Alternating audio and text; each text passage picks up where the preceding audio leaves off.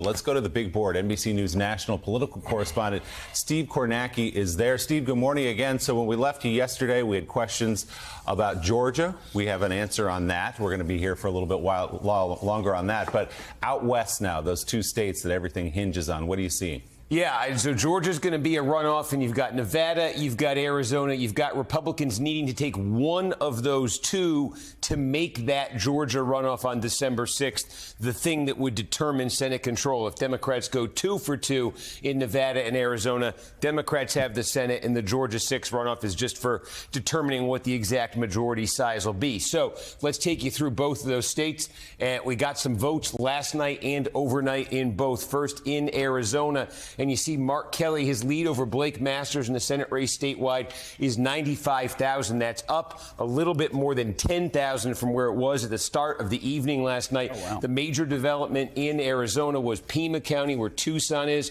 They released a batch of early votes, heavily Democratic. That boosted Kelly's lead. And we got 60,000 plus votes out of Maricopa County, biggest county in the state. And again, Kelly was winning those votes by about 12 points over Masters, so it allowed him to pad his lead. What is left to come in Arizona? Two types of votes, basically, here. You got about 60,000 left of the same type that was counted last night. Those are votes that were dropped off or that arrived over the weekend, Friday, Saturday, Sunday, or Monday, okay? You got about 60,000 left that fit that category. Democrats are hoping that category, like we saw last night, will continue to help Kelly pad this lead and move it up over 100,000 statewide. What will come after that is, I think, what could decide all this, 275,000 votes that were dropped off by people in person on Election Day. And there's a whole sort of debate here about, are these going to be Democratic friendly? Are these going to be Republican friendly? How much so? Because this was the type of vote, the vote that was dropped off in person on Election Day in 2020 that allowed Donald Trump late in election week to nearly erase all of the advantage that Joe Biden had built up in Arizona. He brought like 100,000 vote Biden lead down to 9,700 votes with this batch of votes. So Democrats are hoping that, you know, with what's left from the weekend, Kelly can build the kind of pad where he could withstand a big Republican vote here.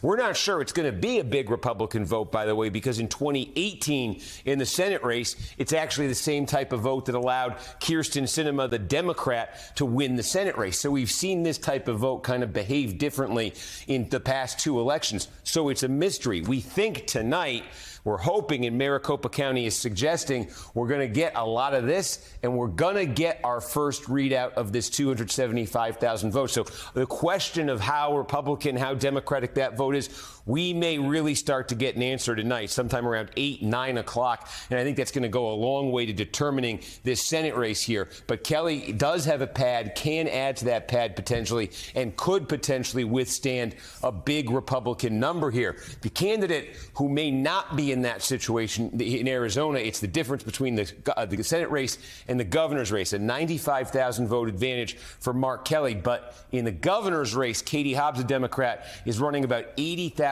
votes behind Kelly.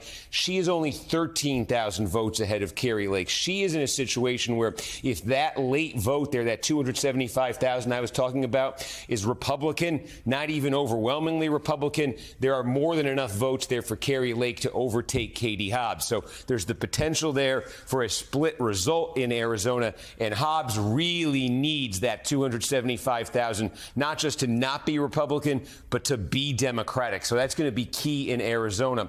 In Nevada, you see the governor's race right here where Joe Lombardo, the Republicans, leading Steve Sisolak, the Democratic incumbent. In the Senate race, it's a little bit closer. The Republicans leading. And again, what happened last night is we got updates from the two key counties in Nevada, and it basically shaved about 7,000 votes off of Adam Laxalt's statewide lead. It was 22,000 and change coming into last night. Now this morning, it sits just under 16,000 votes, Laxalt over Cortez Masto. What happened was we got a batch of about 15,000 mail votes that were released in Clark County, Las Vegas, biggest in the state. state. Cortez Masto was winning them better than 2-1. And we got a batch up in Reno of close to 20,000 votes. And again, they favored Cortez Masto. They allowed her to cut that Laxalt lead by a few thousand more. So what is left to come in Nevada? There are about 40,000 mail votes left now in Washoe County, where Reno is, and there are about 70,000 mail ballots left in Clark County. The vast majority of those mail ballots that are left in Clark County are a very particular type. They are votes that were dropped off in ballot boxes on Election Day. And so, just like I was saying in Arizona, it's a bit of a question. What type of vote is that? The voter who takes the mail-in ballot, brings it in person to a drop box on Election Day. Is that more Democratic? Is that more Republican? You hear arguments from both parties about why it's going to favor them. We don't know, but the vast majority is from that pool. If Cortez Masto continues to win the outstanding vote in Clark at the rate we see her winning it at last night, there are more than enough votes for her to overtake Laxalt. If that same day drop off that I'm talking about in Clark looks very different than what we saw last night, there is an opportunity certainly for Laxalt to hold off Cortez Masto. So hey, Steve, can I ask you really quickly?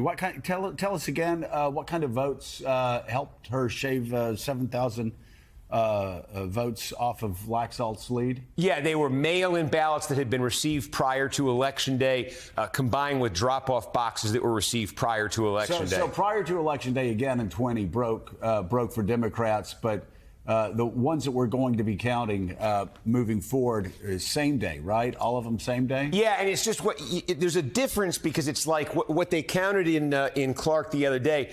The number of ballots dropped off at these drop-off locations, like on the Monday even before the election, is something like 12,000, 13,000. Then you get to Election Day itself, and the number dropped off is 56,000.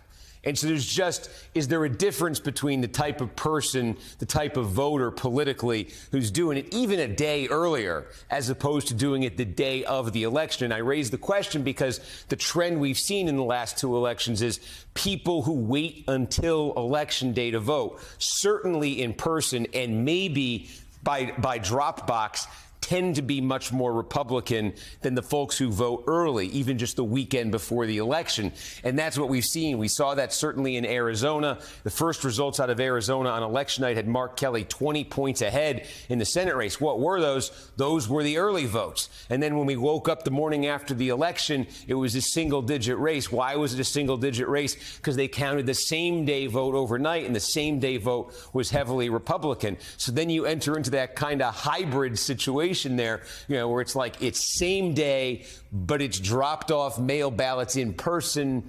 What is that? Is that a Republican? Does it fit that same day pattern?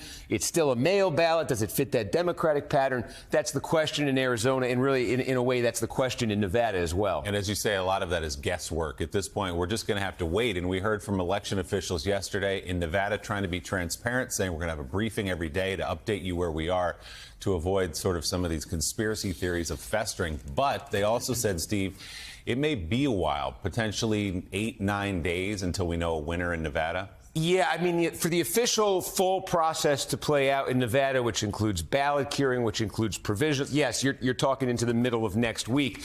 But like I said, I think the key is once they start releasing from that big batch I'm talking about in Clark County of 56,000 votes that were dropped off in ballot boxes on Election Day, and once in Arizona they start releasing from that 275,000 in Maricopa that was dropped off on Election Day, we'll get an answer when we start seeing the results. We don't have to see the full results from that 275,000 to answer that question. Is this an overwhelmingly Republican batch? Because in Arizona, that's what Blake Masters' hopes depend on. He needs an overwhelmingly Republican batch of votes that were dropped off same day. If we start getting those and we're seeing 50-50, the numbers just aren't going to be there for Masters. If we start getting those and it's 2-1 Republican, then it's, Democrats are going to be sweating it out and saying, does Kelly have a big enough lead? And if it's 2-1 Republican, then Kari Lake is going to be feeling good in the governor's race about overtaking Katie Hobbs because the margin there is just so much thinner. But I think there's a potential tonight